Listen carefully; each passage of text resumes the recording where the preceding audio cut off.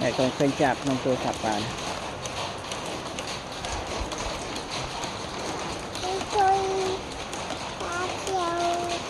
Chạp đó không.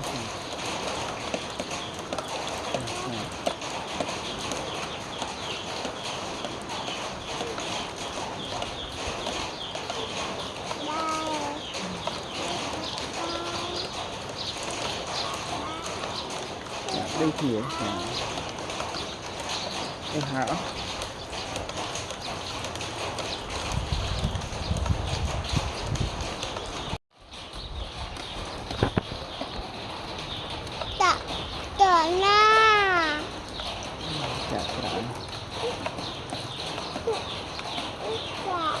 na chạp chạp chạp đi hảo bạn hảo thế bày không bày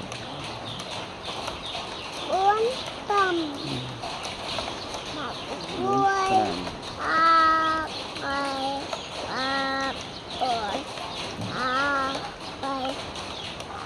bốn ba bay buồn buồn buồn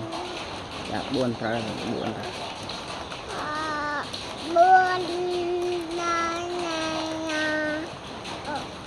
ba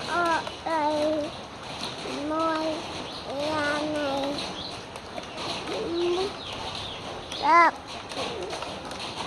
phát thọ rồi đập về đà cái anh về nghệ sĩ về đà nhắn về rau xi lại nhắn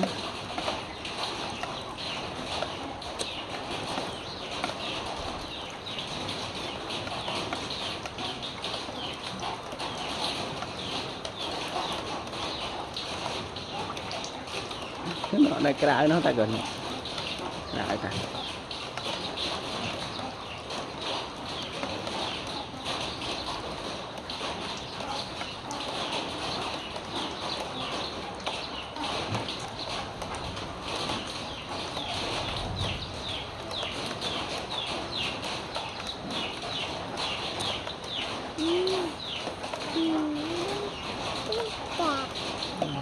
phát thọ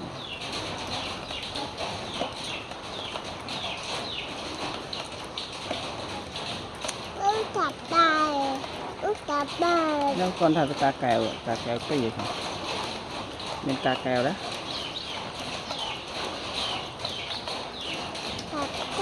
lạp mà chạm mà mình cá kéo ăn liền phải nó đó rồi